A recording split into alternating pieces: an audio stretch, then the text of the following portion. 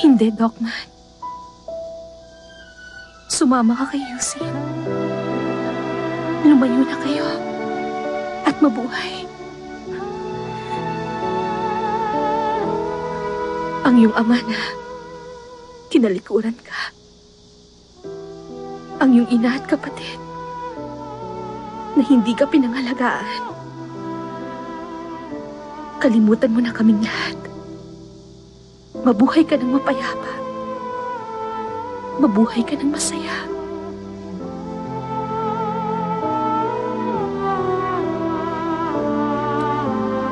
Ang gusto ko, kung maaari sana, hindi, huwag mo na yung isipin.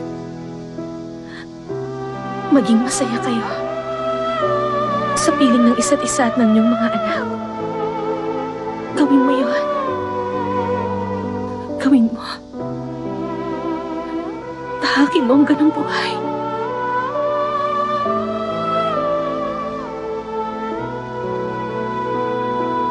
Tahakin mo ang buhay na matagal ko nang pinapangarap. Gawin mo para sa ating dalawa, Dokman. May karapatan pa ba akong maghangad ng ganong buhay? Isang masayang buhay kasama si Warang Yusin.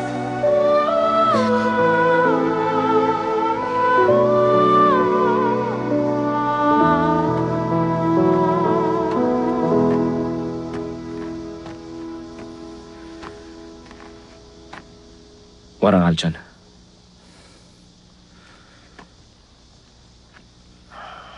Ang prinsesa, pangalagaan mo siya. Aalis na ako.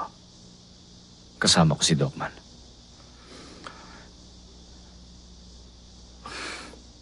Bago kami dumating, pinag-uusapan sa palasyo kasal mo sa prinsesa.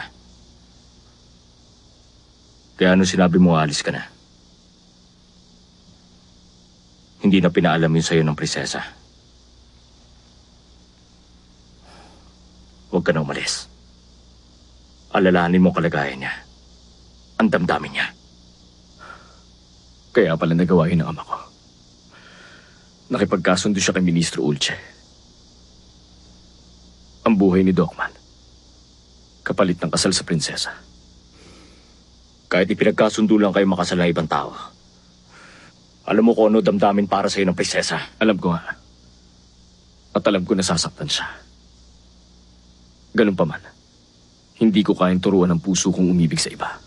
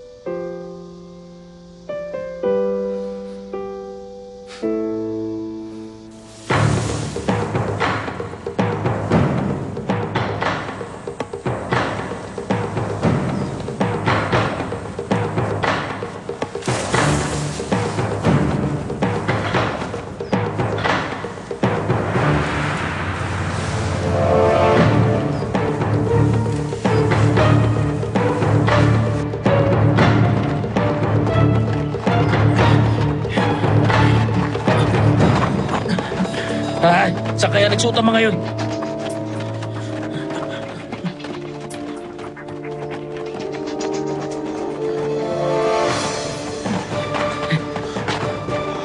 Anong balita?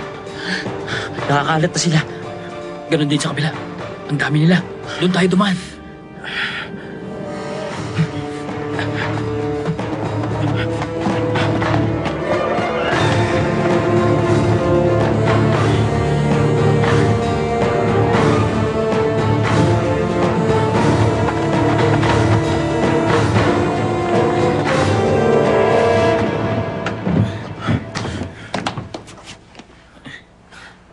Anong balita? Nagpangkat-pangkat po sila at sinusuyod ang buong kabundukan. May dala pong sako ang bawat pangkat. Dumi po ng kuneo ang laman. Susunugin nila yung bilang hudyat sa ibang nangdo.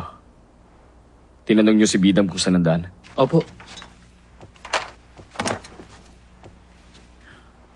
Pinakamainam raw pong dumaan sa ilog. Pagkatapos, dito raw po ang pinakamaiksing daan palabas ng sila.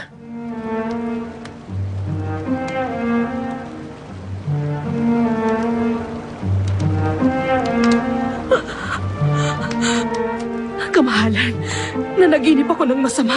Nakakakilabot talaga. Wala pa rin ba kayong balita tungkol sa aking mga anak? Wala, mahal ko.